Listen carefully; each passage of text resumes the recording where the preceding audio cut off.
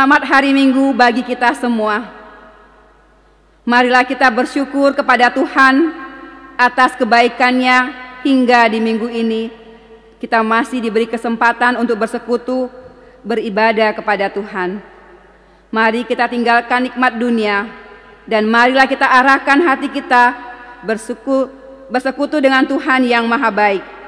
Dia pengasih dan penyayang serta panjang sabar. Dia layak dipuji dan disembah. Marilah kita merenungkan akan kebaikan Tuhan. Kita masuk saat teduh.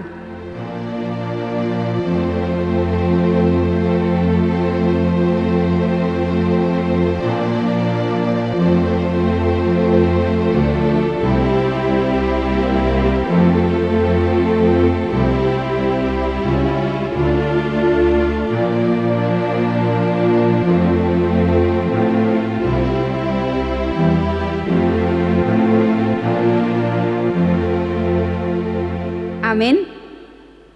Kita puji Tuhan dengan bernyanyi dari Kidung Jemaat nomor 46 ayat 1-5, besarkan nama Tuhan.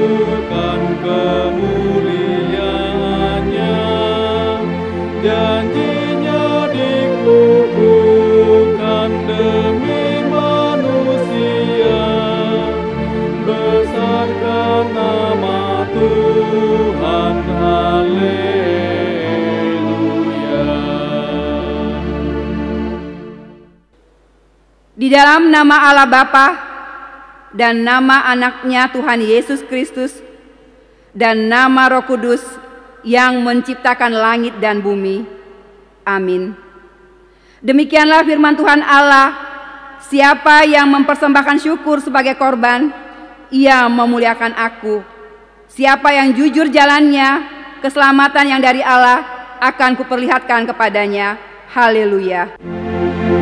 Haleluya, haleluya, haleluya.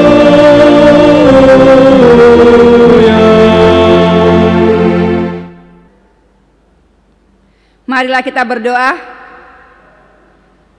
Ya Tuhan Allah yang Maha Kuasa dan Maha Pengasih, kami merendahkan diri di hadapan-Mu dan memohon, penuhilah dan terangilah hati kami dengan Roh-Mu, supaya kami semakin membenci dosa kami dan mulai merindukan firman-Mu yang kudus. Biarlah firman-Mu yang kudus tumbuh dalam hati kami, sehingga kami menghasilkan buah-buah yang baik. Kami mohon semuanya itu karena Tuhan Yesus Kristus Tuhan kami. Amin. Kita puji Tuhan dengan bernyanyi dari buku ND nomor 213, Jiwaku Tenanglah.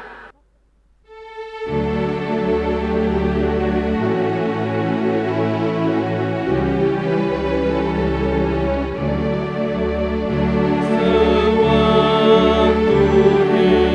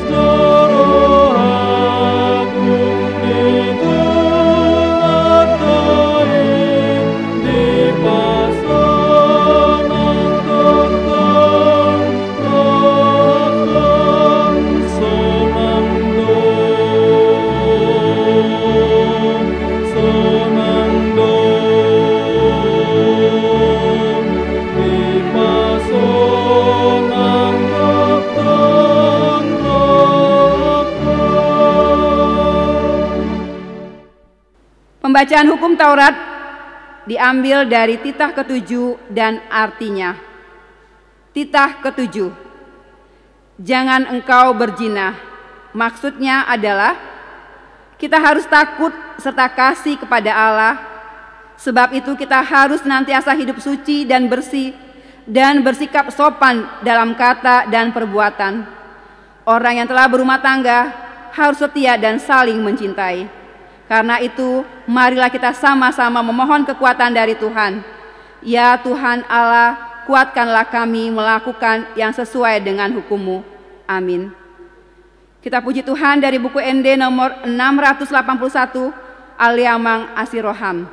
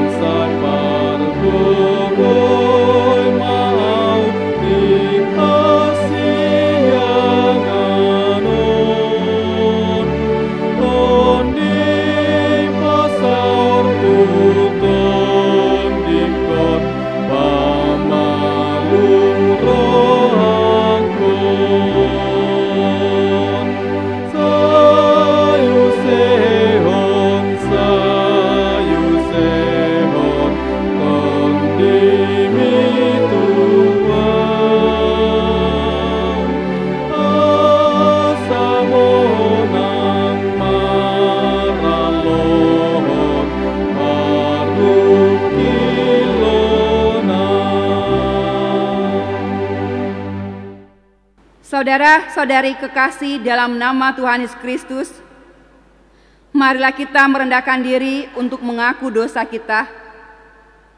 Ya Allah Bapa kami yang di sorga, Allah yang Maha Kasih kepada kami orang hina.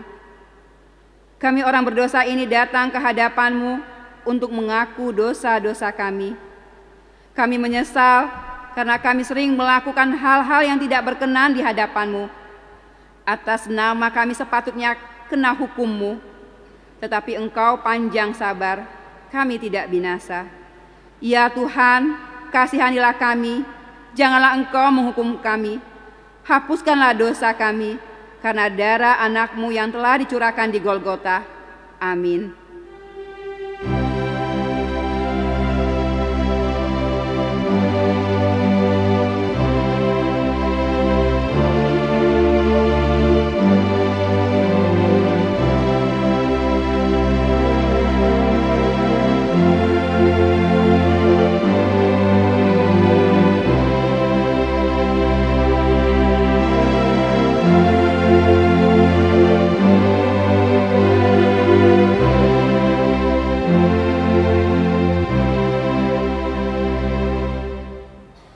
Saudara-saudari, dalam nama Tuhan Yesus Kristus, Dia telah menghapus segala dosa kita. Dia berfirman, sebab biarpun gunung-gunung beranjak dan bukit-bukit bergoyang, tetapi kasih setiaku tidak akan beranjak daripadamu, dan perjanjianku damaiku tidak akan bergoyang. Firman Tuhan yang mengasihi engkau, janji Allah akan pengampunan dosa kita tidak akan pernah berubah. Berbahagialah saudara yang telah memikul, berbahagialah saudara yang telah mengakui dosa-dosa saudara dan yang dengan mengucapkan syukur menerima janji pengampunan dosa-dosa saudara. Kemuliaan bagi Allah di tempat yang maha tinggi. Amin. Kita bernyanyi dari Kidung Jemaat nomor 40, Ajaib Benar Anugerah.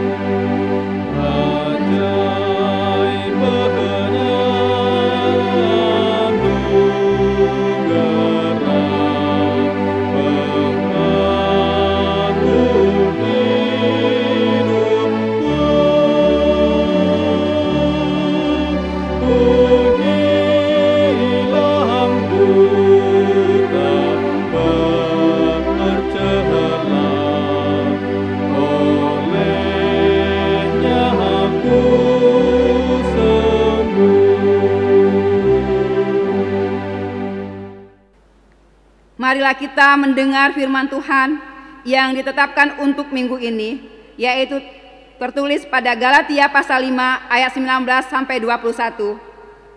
Perbuatan daging telah nyata, yaitu percabulan, kecemaran, hawa nafsu, penyembahan berhala, sihir, perseteruan, perselisihan, iri hati, amarah, kepentingan diri sendiri, percideraan, roh pemecah, kedengkian, kemabukan, pesta pora, dan sebagainya.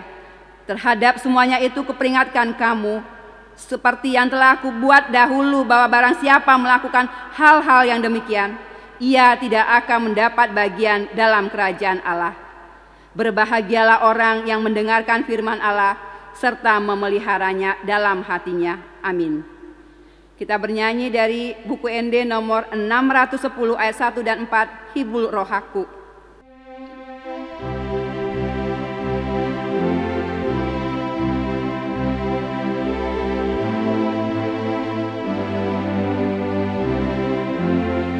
Hibur roh aku, tu Tuhan Yesus, sudah ngoluku di Tuhan Yesus. Hibur tonaku, do Tuhan Yesus, dan ngoloan sumurut be.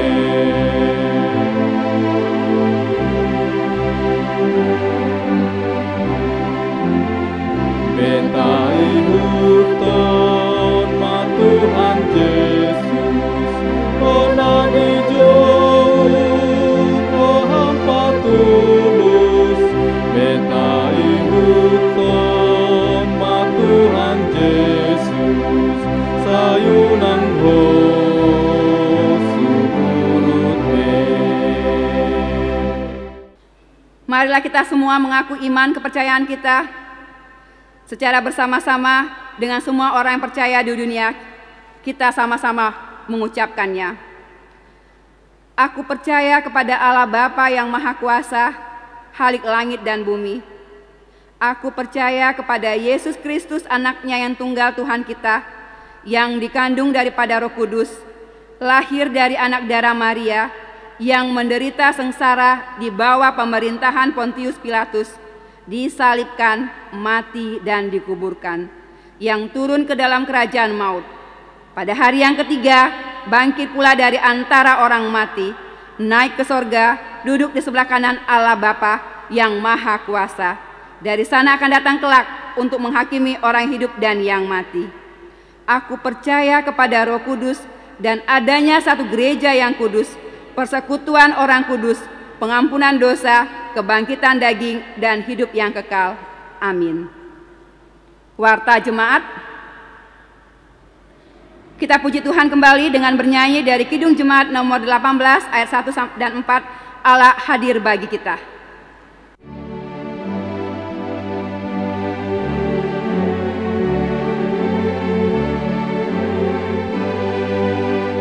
Allah hadir bagi kita dan hendak memberi berkat, melimpahkan kuasa Roh-Nya bagai hujan yang lebat.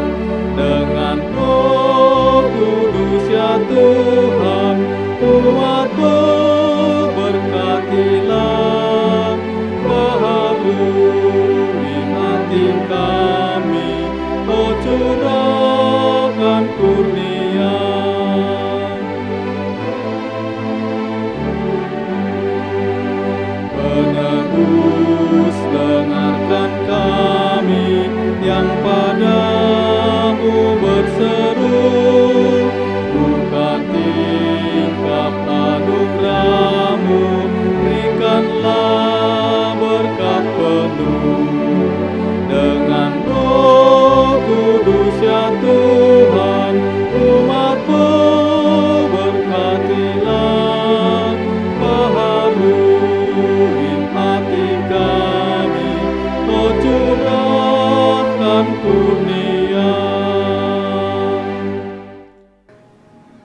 Damai sejahtera Allah yang melampaui segala akal, itulah kiranya yang memelihara hati dan pikiranmu di dalam nama Yesus Kristus Tuhan kita. Amin. Saudara-saudara yang dikasihi oleh Tuhan, marilah kita mendengarkan firman Tuhan untuk kita pada hari ini, diambil dari kitab Pengkhotbah pasal 2 ayat 4 sampai dengan ayatnya yang ke-11. Demikianlah bunyinya. Aku melakukan pekerjaan-pekerjaan besar, mendirikan bagiku rumah-rumah, menanami bagiku kebun-kebun anggur. Aku mengusahakan bagiku kebun-kebun dan taman-taman, dan menanaminya dengan rupa-rupa pohon buah-buahan. Aku menggali bagiku kolam-kolam untuk mengairi dari situ tanaman pohon-pohon muda. Aku membeli budak-budak laki-laki dan perempuan, dan ada budak-budak yang lahir di rumahku. Aku mempunyai juga banyak sapi dan kambing, domba melebihi siapapun yang pernah hidup di Yerusalem sebelum aku. Aku mengumpulkan bagiku juga perak dan emas, harta benda raja-raja dan daerah-daerah. Aku mencari bagiku biduan-biduan dan biduanita-biduanita, dan yang menyenangkan anak-anak manusia, yakni banyak gundik. Dengan demikian aku menjadi besar, bahkan lebih besar daripada siapapun yang pernah hidup di Yerusalem sebelum aku. Dalam pada itu hikmatku tinggal tetap padaku. Aku tidak merintangi mataku dari apapun yang dikehendakinya, dan aku tidak menahan hatiku dari sukacita apapun, sebab hatiku bersukacita karena segala jeripayahku. Itulah buah segala jeripayahku. Ketika aku meneliti segala pekerjaan yang telah dilakukan tanganku dan segala usaha yang telah kulakukan untuk itu dengan jeripayah, lihatlah, segala sesuatu adalah kesia-siaan dan usaha menjaring angin. Memang tak ada keuntungan di bawah matahari. Demikianlah firman Tuhan. Saudara yang dikasihi Tuhan, kitab Pengkhotbah menuliskan tentang kesia-siaan. Dan ada sebanyak 37 kali dicatat tentang kesia-siaan. Saudara, artinya sia-sia dan hampa. Bayangkan seseorang yang bergerak ke sana dan ke sini, yang sedang menjaring angin. Bukankah itu adalah usaha yang sia-sia? Karena itu menjadi pertanyaan buat kita, apakah arti kesia-siaan itu? Memang saudara terkesan seperti manusia yang sedang mengalami putus asa atau sedang mengalami depresi. Tetapi marilah kita melihat ayat ini, apakah yang dimaksudkannya? Saudara, sang pengkhotbah adalah Raja Israel, yaitu Salomo yang penuh dengan hikmat, yang sekarang dia sedang meneliti hidup dan hatinya sendiri. Dalam penelitiannya ia mengakui dan melihat bahwa ia memiliki apapun yang ia inginkan di dalam hidupnya, dan tidak pernah menahan hatinya dan keinginannya. Dan apa yang dia lihat, apa yang dia ingini pasti terpenuhi. Saudara, berbeda dengan kita manusia. Ketika kita berjalan ke suatu tempat, mungkin berjalan ke mall, kita menginginkan ini dan itu. Saudara, keinginan kita tertahan karena apa? Mungkin persoalan dompet kita, atau persoalan fasilitas kita yang tidak mencukupinya. Saudara yang dikasihi oleh Tuhan, tetapi Salomo memiliki kelimpahan harta. Dia memiliki status yang luar biasa, yang isi istananya dipenuhi dari bahan-bahan mewah, dari perak, dari emas. Dan saudara yang dikasihi oleh Tuhan, karena itu istana Salomo sangat dikenal di seluruh dunia. Orang-orang ingin melihat keadaan Salomo atau keadaan istananya. Dan banyak kali kunjungan dari berbagai negara melihat istana Raja Salomo. Tetapi menjadi pertanyaan, apakah Salomo mengalami yang namanya kepuasan hidup? Saudara, nanti jawabannya. Saudara, kemudian kita mungkin tahu istilah 3 ta. Apakah itu saudara? Yaitu tahta, harta, dan wanita. Ta ini juga diperoleh oleh Salomo. Dan mudah baginya dalam ayat yang kita sudah baca, dia membeli pekerja-pekerja, baik laki-laki ataupun perempuan, dengan jumlah yang sangat besar. Karena apa? Karena Salomo memiliki kuasa, dia memiliki harta untuk membeli budak-budak. Tetapi menjadi pertanyaan bagi kita, apakah Salomo juga mengalami kepuasan hidup? Saudara, nanti jawabannya. Yang jelas Alkitab mencatat bahwa dia bersuka cita atas semua yang telah dia peroleh. Saudara, setelah harta dan tahta, ketika kita membaca nats ini, ternyata saudara, Salomo mendapatkan kepemilikan, yaitu dia mendapat wanita dengan jumlah yang besar, yang sangat menyenangkan hatinya. Kita bisa lihat dalam ayat yang ke-9. Karena para wanita itu nantinya sekaligus akan memperkuat wilayah kekuasaannya. Tetapi menjadi pertanyaan juga, apakah Salomo mengalami kepuasan hidup?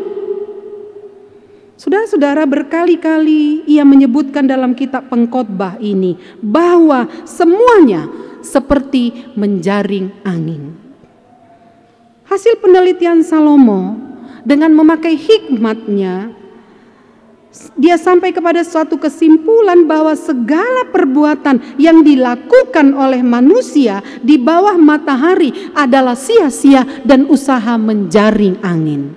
Saudara, ini kesimpulan Raja Salomo pasal 1 ayat 14.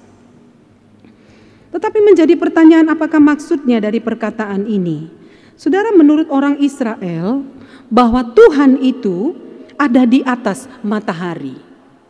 Jadi apapun yang saudara dan saya lakukan, apapun yang dilakukan oleh Salomo, jika kita lakukan semuanya itu hanya mencari kepuasan hidup kita saja, dan kalau sesuatu yang kita perbuat itu tidak ada kaitannya, tidak ada hubungannya dengan Tuhan, maka kitab Pengkhotbah ini mau mengatakan semuanya adalah sia-sia. Apapun yang kita kerjakan, baik itu saudara pekerjaan kita, baik studi sampai kepada tingkat-tingkat yang tertinggi, bahkan saudara harta yang berlimpah maupun jabatan-jabatan yang dicari dan diperoleh, ataupun saya saudara dalam melakukan tugas sebagai hamba Tuhan, melakukan tugas sebagai istri dan ibu di rumah tangga, atau saudara-saudara sekalian sebagai seorang bapak melakukan tugasnya di rumah tangga sebagai suami, ataupun anak-anak kami melakukan tugasnya sebagai anak. Tetapi kalau itu tidak mendatangkan kemuliaan Tuhan dan tujuannya tidak hendak menyenangkan hati Tuhan, saudara, kitab Pengkhotbah mengatakan kepada kita itu sama dengan menjaring angin. Saudara, bisa saja umat Tuhan atau hamba-hamba Tuhan melakukan pelayanan yang hebat, tetapi kalau mau hanya memuaskan hati sendiri, tidak ada sentuhannya untuk menyenangkan dan menghormati hati Tuhan, itu sama seperti dengan usaha menjaring angin alias sia-sia. Salomo mau katakan, ketika semua yang diperbuat tidak ada kaitannya dengan Tuhan, maka segala sesuatu yang diperbuatnya adalah sia-sia. Hidup ini menjadi biasa-biasa saja. Ada kehampaan pada diri sendiri dan hidup serasa menjemukan ataupun membosankan. Tetapi saudara, kita dikatakan oleh ayat ini, sesungguhnya kita bisa bekerja. Sesungguhnya kita bisa memperoleh jabatan, sesungguhnya kita bisa memperoleh sekolah pada tingkat-tingkat yang tertinggi. Tetapi atas semuanya itu mari kita tanyakan hati kita kepada Tuhan. Apakah segala sesuatu ada sentuhannya untuk Tuhan? Apakah segala sesuatu ada sentuhannya untuk kemuliaan bagi nama Tuhan? Tanpa Tuhan, saudara, semuanya akan menjadi hampa dan menjemukan dan akhirnya kita akan jatuh kepada kebencian terhadap hidup kita sendiri.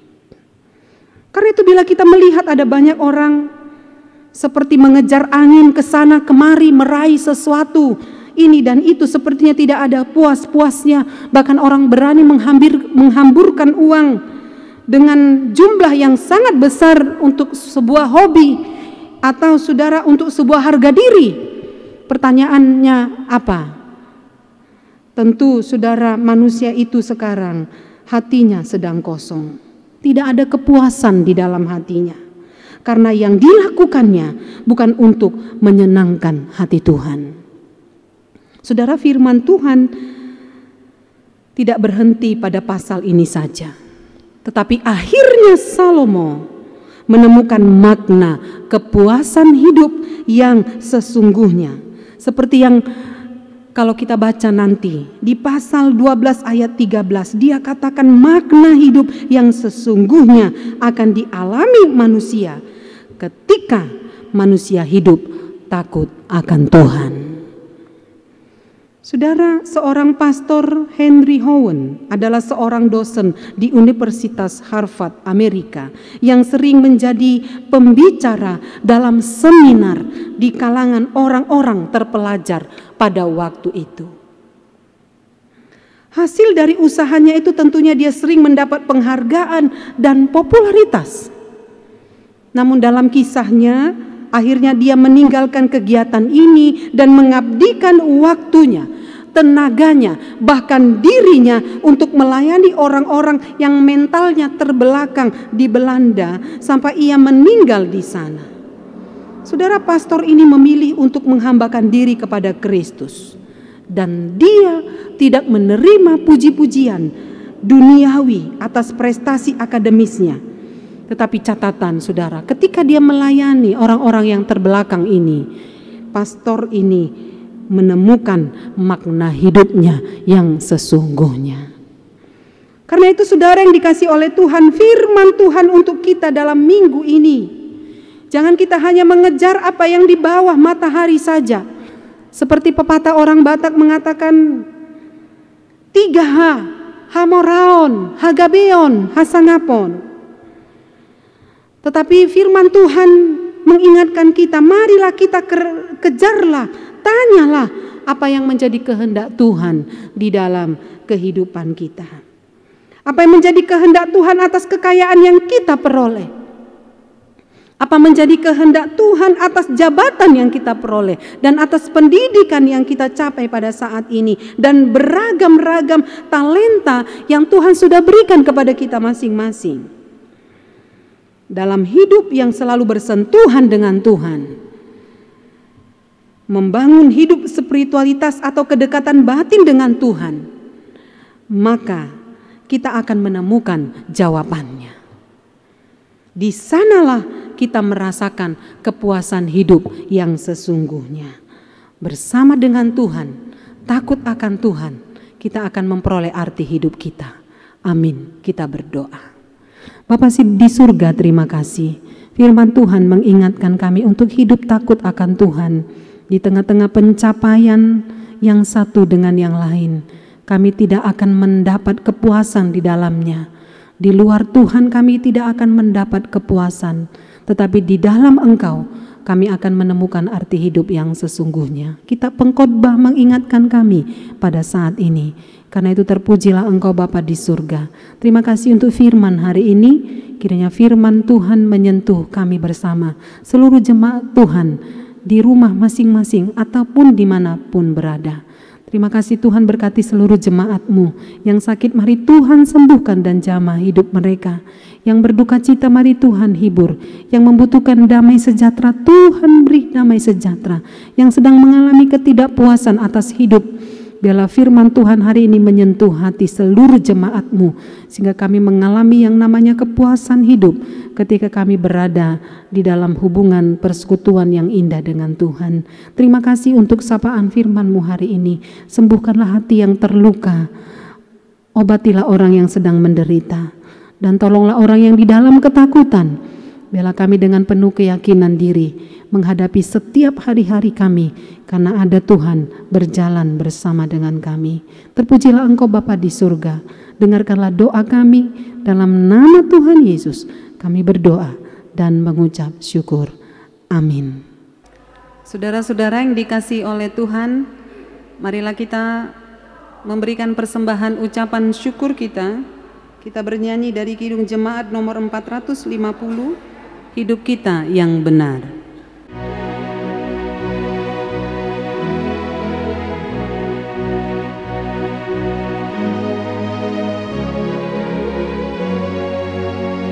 Hidup kita yang benar haruslah mengucap syukur, dalam Kristus bergemar, janganlah tergebur.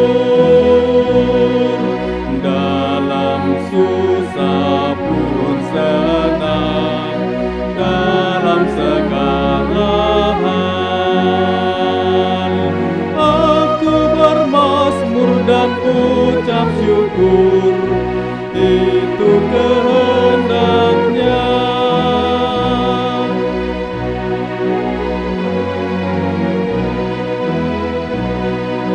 Apa arti hidupmu? Bukan ungkapan syukur, karena Kristus penebus berkorban bagimu.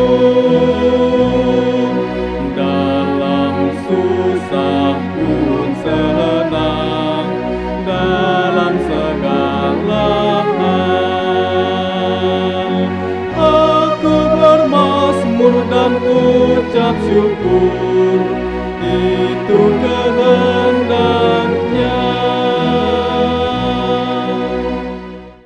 Marilah kita berdoa untuk menyerahkan persembahan kita kepada Tuhan.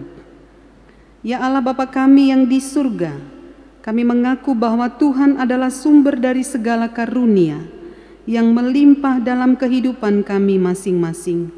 Sebahagian daripada karunia itu kami serahkan kembali sebagai persembahan kepada Tuhan. Terimalah dan berkatilah persembahan umat-Mu ini, agar dapat kami pergunakan untuk pekerjaan dan pelayanan kerajaan Tuhan di dunia ini.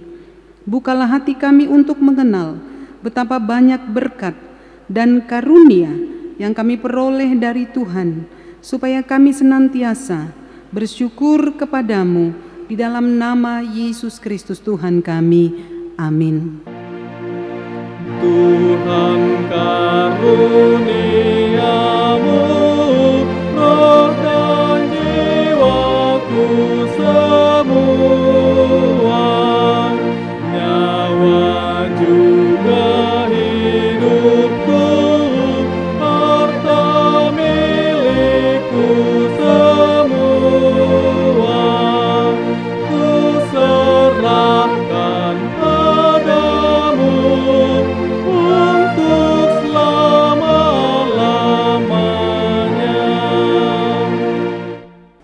Bapa kami yang di surga, dikuduskanlah nama-Mu. Datanglah kerajaan-Mu. Jadilah kehendak-Mu di bumi seperti di surga. Berikanlah kami pada hari ini makanan kami yang secukupnya, dan ampunilah kami akan kesalahan kami, seperti kami juga telah mengampuni orang yang bersalah kepada kami. Dan janganlah membawa kami ke dalam pencobaan, tetapi lepaskanlah kami daripada yang jahat. Karena Engkau punya kerajaan dan kekuasaan dan kemuliaan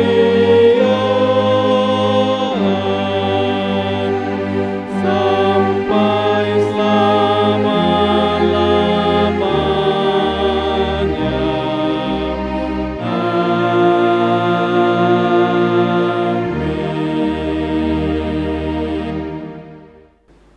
dengan sejahtera dan terimalah berkat Tuhan. Tuhan memberkati engkau dan melindungi engkau. Tuhan menyinari engkau dengan wajah-Nya dan memberi engkau kasih karunia.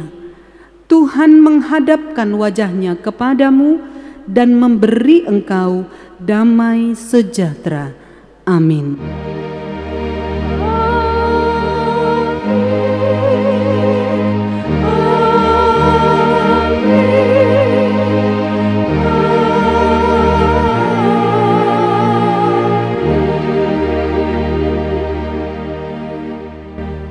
Shalom, selamat hari Minggu, Tuhan memberkati kita.